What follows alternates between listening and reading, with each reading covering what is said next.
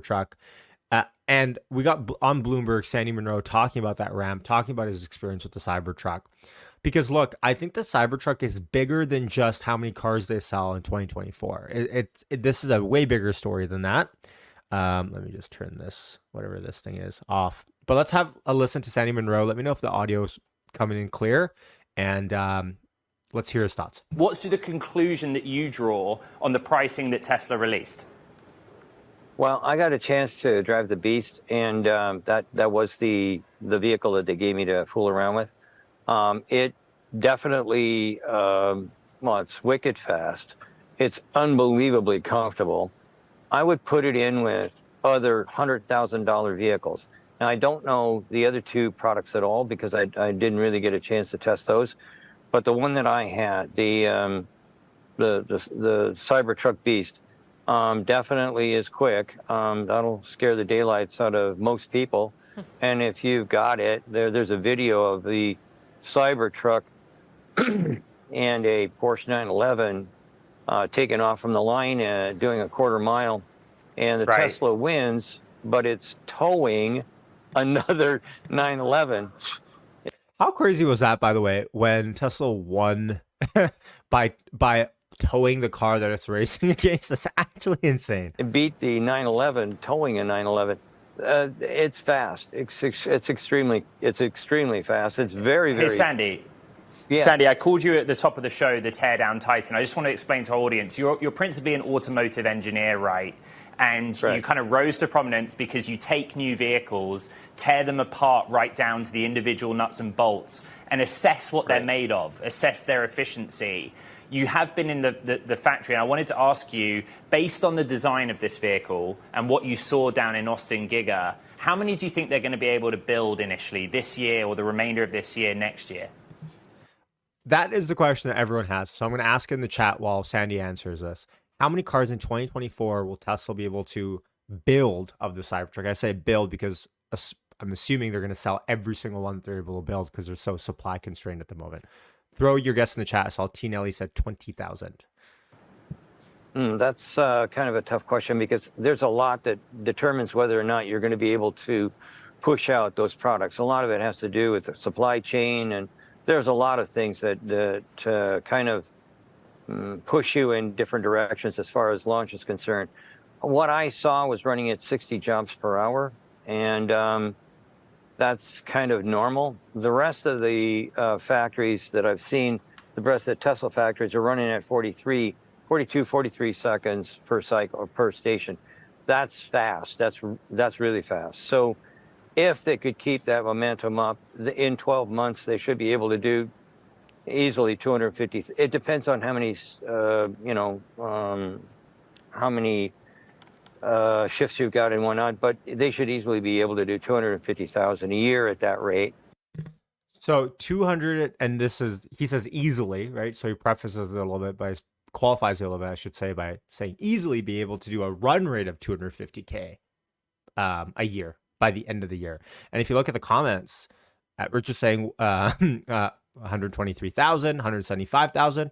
Pavel coming a little bit low at 1,000, more than the Hummer. Well, that's I think they've already done that at this point. 40K, 77K, 100K, 12K, 200K, 22K. I'm kind of within that 40, 50, 60. I don't actually know how many they're going to do, but we'll have a really good Adam Jonas note that Elon laughed about yesterday that we're going to talk about right after this. But let's hear what Sandy has to say. 250 to 500,000, depending on how many shifts. Yeah, and certainly Musk saying that 250,000 units possible by 2025. I'm interested, Sandy, in ultimately, how does this disrupt the pickup truck market at large? You keep on showing the sort of F-150, in particular, the EV competitor there, and how the price point is a lot cheaper there, even though Elon Musk himself said, look, it looked expensive at the time. How do you think it compares to the rest of the market? Well, everybody's been trying to say that they're all pickup trucks, but really and truly, there's a distinct user difference between the Rivian, the Lightning, the Cybertruck, and say something like the Hummer. They're not really tuned to attack the same market. They all can do pickup truck kind of work, but I think that the average person who's got a construction company is probably going to be going for a Lightning. The guy who wants to go to the grocery store and every once in a while pick up a 2x4, that's probably the Rivian kind of story. The Hummer, I don't know who that is. That was pretty funny, actually. Okay, so electrician guy, Ford F-150 Lightning, grocery guy every now and then gets a 2x4. I think that's probably me, no offense. To anyone else like me, that's probably the Rivian, he says. The Hummer EV, he says, man, I don't even know who that is. But I can tell you, for me, I'm going to be brutally frank here. I'm trying to get a hold of two of them, and one is going to be my drive, because for me, if you're an outdoorsman, you got quads, you got hunting on your mind, hunting or fishing or whatever. This is the truck for you. This is what I'm truly looking for. I have a wrong answers only. Who is the Cybertruck perfect for? Wrong answers only. Throw it in the chat. Lightning at the office. My wife owns a Rivian. Like I say, I don't know an awful lot about. GM has never offered me one of their Hummers for driving. But for me, what I want is I want a Cybertruck. Okay, you want it, Sandy. What is any criticism then? What is it that might be a slight worry when you go and take that pickup? Yeah, I drove it for a few hours, and the only time that I had a problem with the thing was when I had to try and.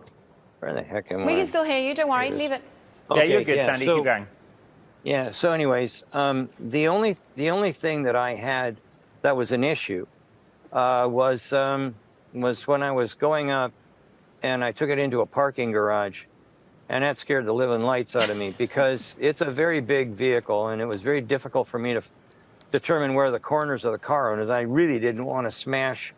I didn't want to smash Tesla's car. That's actually a debate yesterday that we were having was, could this thing fit in my dad's car? Because my dad has two on Rezo. And we were debating this for like 2 or 3 minutes, because I'm like, yes, of course it's going to be able to fit. My dad's like, I don't think it's going to be able to fit. And then I was like, well, it's a 2-car garage. If it doesn't fit in a 2-car garage, how the heck? Like, he's like, it's too long. And I was like, what if it doesn't fit in the garage? Do you even want to get this car if it doesn't fit in the garage? So it was just like this. Can you tell, like, we're not truck people? So I made the suggestion to the guys, and I said, hey, you know what? Really and truly, I can't see out of the I can't see where the corners are. How about you put up utilize the cameras at the front of the vehicle, and make it so I can see where the corners are with relationship to the walls of the what do you call it, parking garage that I was going up. Right. And I said, oh, no problem. Just a software thing. Well, we can probably make that as a running change. That was the only Sandy, thing that yes. Mm-hmm. I'm sorry to interrupt you, Sandy. I want to make sure we get to this. I guess you haven't had a chance yet to do a teardown of the Cybertruck for obvious reasons. No. I guess, will you do a teardown? But also, I think the materials here are so important. This is your expertise, right? The reinforced steel, the 48-volt architecture, the wire driving, all of these things. What's your assessment of that design and material? Drive-by-wire is long. I'm going to do that one first, because that is the thing that is the biggest differentiator. Drive-by-wire, I wouldn't really want to do that unless it was 48-volt system. Going from 12 to 48 volts is huge. I mean, a gigantic advantage. The system that they've got is double and triple redundancy. So all those naysayers in Washington, the NISTA folks, even they had to kind of like nod their head and say, okay. The fact that you've got both front steering and rear steering, you got 10 degrees of rear steering, means that you can spin this thing around like a top. It's really, really, really easy to drive, especially in parking lot or tight corner type of applications. It's spectacular in that respect. The maneuverability is wonderful.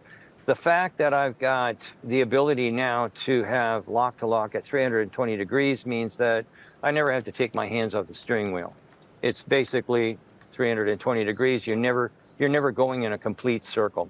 So that makes the steering wheel a thing of the past, and everybody's going to be going to a yoke now. Sandy, there's a specific, I'm sorry to interrupt you, Sandy, there's a specific material we have to get to. So Elon Musk is talking about how the windows, because Elon Musk is talking about how bulletproof it is. And he demoed firing a machine gun at it, and Joe Rogan with a steelhead arrow at it. Right. It makes dents, it's bulletproof. But what about the glass, right?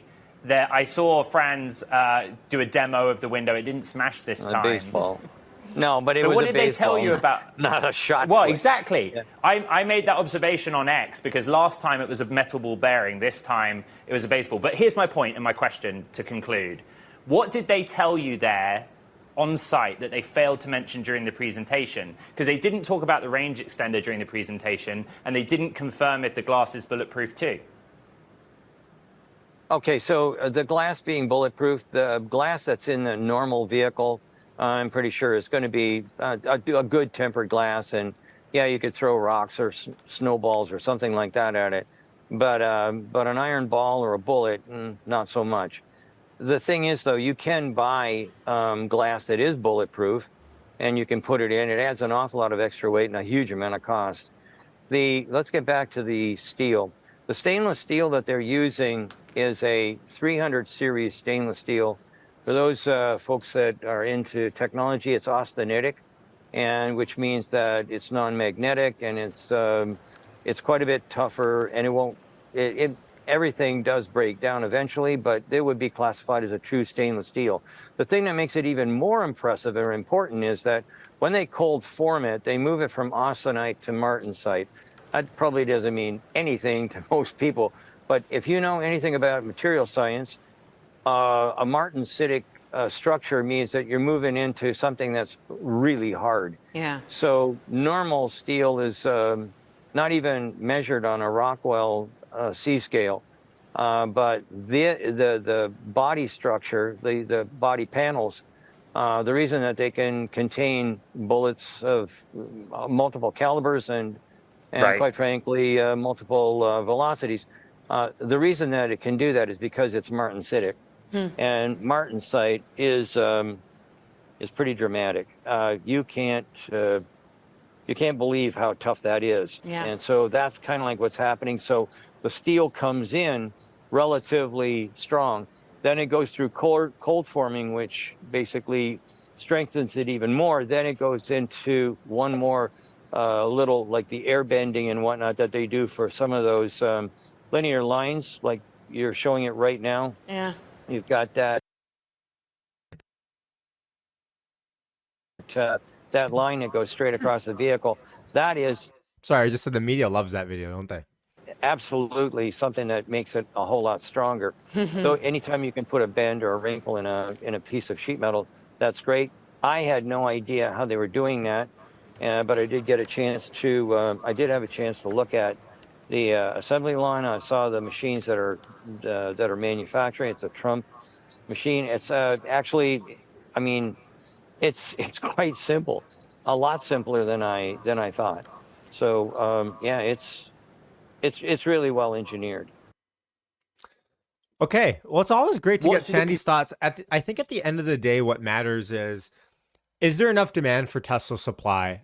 And in the foreseeable future, I do not see a case where there isn't, even at these price points. Look, we had a debate about this, and if you look at the Tesla Cybertruck on their website, there's a huge uproar with pricing as soon as this came out. Well, how are they going to sell so many of these freaking cars at this expensive of a price? Oh, I got to move out of Canadian for a second. How are they going to sell these cars at $60,000, $80,000, $100,000? Well, look, guys, if you bought a Cybertruck today, a Cyber Beast today, at $100,000, I guarantee you, if you're the first person in your city with the Cybertruck, you could 100% sell that thing for more than what it's worth today. The point being, the free market is 100% going to be pricing it in for way more than than you're costing for it today. Now, when supply is constrained, the pricing strategy here is good. You want to start as high as possible. You want to have that margin room, especially when everything is inefficient, to be able to then come down in price. You can't do the opposite, right? You can't start and undercut yourself to begin with, have demand be way higher than it needs to be, considering that you can't make any of these cars at any sort of legitimate speed yet. Screw your margin, come out, and then over time try to raise your margin to eat up, or try to raise your price to eat up margin. So I think the goal here is start as high as possible, have as much margin. So what if people are turned away and they're like, you know what, this is too expensive for me? That's fine, because you're going to find a buyer for these cars in the meantime. Great. And then over time, you can bring the prices of all these trim levels down. That's it. Noir Desire says, I want to see the real numbers of pre-orders and the real numbers of cancellations. I said this years ago.